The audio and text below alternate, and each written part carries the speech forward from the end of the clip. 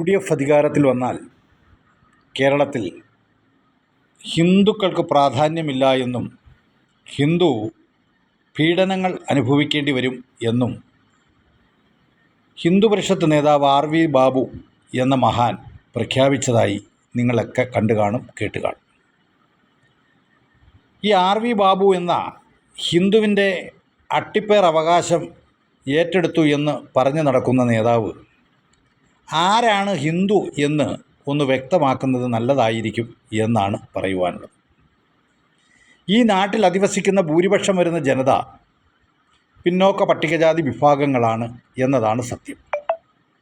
ആ പിന്നോക്ക പട്ടികജാതി വിഭാഗങ്ങൾക്ക് പൗരാവകാശത്തോടുകൂടി ജീവിക്കുവാൻ, ഭരണഘടന അനുശാസിക്കുന്ന രീതിയിൽ ജീവിക്കുവാനുള്ള അവസരം നിഷേധിക്കുന്ന സംഘടനയായിട്ടാണ് RV ബാബു അടക്കമുള്ളവരുടെ സംഘടന കേരളത്തിൽ നിലകൊള്ളുന്നത്, ഇന്ത്യയിൽ നിലകൊള്ളുന്നത്.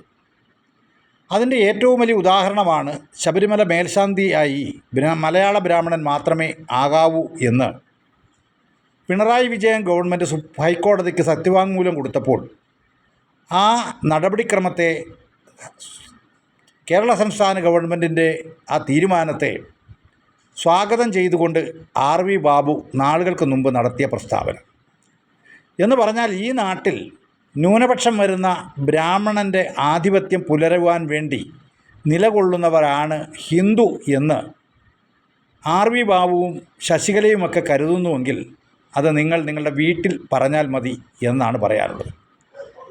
ഈ നാട്ടിൽ നിങ്ങളുടെ ഔദാര്യത്തിലല്ല ഞങ്ങളും ഞങ്ങളുടെ പൂർവികരുമൊക്കെ ഹിന്ദുവായി ജീവിക്കുന്നത്. സിന്ധു നദിയുടെ കിഴക്ക് ഭാഗത്ത് താമസിക്കുന്ന ആളുകളെയൊക്കെ ഹിന്ദുക്കൾ എന്നാണ് പണ്ട് തൊട്ടേ വിദേശികൾ വിളിച്ചിരുന്നത്. അങ്ങനെ അധിവസിച്ചിരുന്നവരുടെ പിന്തലമുറയാണ് ഞങ്ങളൊക്കെ തന്നെ. അതുപോലെ തന്നെ ഹിന്ദു എന്ന് പറഞ്ഞുകൊണ്ട് നിങ്ങൾ ഞങ്ങളെ ജാതിയുടെ പേരിൽ വേർതിരിച്ച് അടിമകളാക്കി ഇനിയും ഭരിക്കാമെന്ന് വ്യാമോഹിക്കുന്നുവെങ്കിൽ അതും നിങ്ങൾ മടിയിൽ വെച്ചുടുത്താൽ മതി എന്നാണ് പറയാനുള്ളത്. നിങ്ങളുടെ ഗവൺമെൻറ്, പിണറായി വിജയൻ ഗവൺമെൻറ് കേരളത്തിലെ ക്ഷേത്രങ്ങളിൽ നിയമനം നൽകുവാൻ 10% സംവരണം കൂടി ഈ നാട്ടിലെ നമ്പൂതിരിക്കും നായർക്കും കൊടുത്തപ്പോൾ നിങ്ങളുടെ ഹിന്ദു ഐക്യമൊന്നും ഞങ്ങൾ കേട്ടില്ല, കണ്ടില്ല.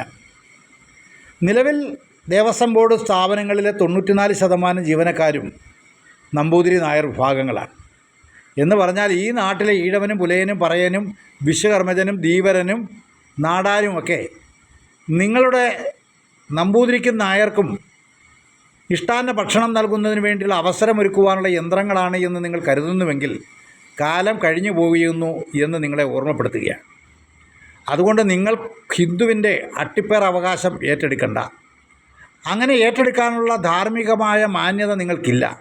കാരണം നിങ്ങൾ ഈ നാട്ടിലെ ഭൂരിപക്ഷം വരുന്ന ജനതയുടെ അവകാശങ്ങൾക്ക് മേൽ നടന്നിട്ടുള്ള അതിക്രമങ്ങൾക്കെതിരെ മിണ്ടിയിട്ടില്ല എന്നതാണ് കാരണം.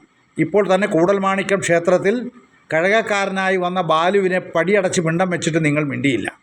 അതിനുശേഷം വന്ന രാകേഷിൻ്റെ നിയമനത്തിനെതിരെ ഇപ്പോൾ സുപ്രീം കോടതിയിലേക്ക് നമ്പൂതിരി സഭ പോകുമ്പോഴും നിങ്ങൾ നമ്പൂതിരി സഭയുടെ ലങ്കോട്ടി ചുമന്ന് നടക്കുന്നവനാണ് ബാബു എന്ന കാര്യം മറക്കരുത്. അതുകൊണ്ട്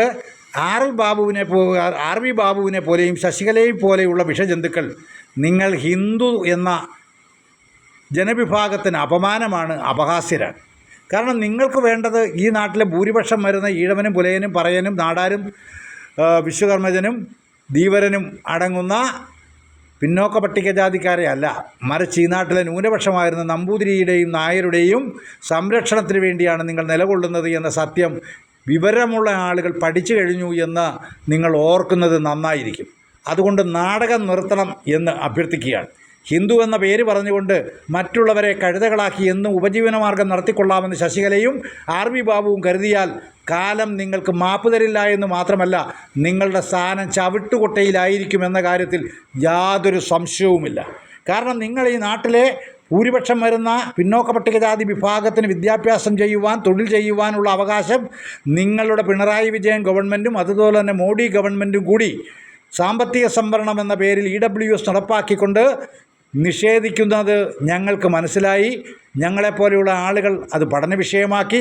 ആ നിഷേധം ഞങ്ങളുടെ ഭാവി തലമുറയുടെ നിലനിൽപ്പിനെ ബാധിക്കുമെന്ന കാര്യത്തിൽ ഞങ്ങൾക്ക് സംശയമില്ല. അതുകൊണ്ട് തന്നെ നിങ്ങളെപ്പോലെയുള്ള കുബുദ്ധികളുടെ പ്രചരണതന്ത്രങ്ങളിൽ വീഴാൻ ഞങ്ങൾക്ക് മനസ്സില്ല എന്ന് ഓർമ്മപ്പെടുത്തുവാനാണ് ഞാൻ ഇന്നത്തെ എൻ്റെ ഈ വീഡിയോ ചെയ്യുന്നത്. നിങ്ങൾക്കെല്ലാവർക്കും നമസ്കാരം.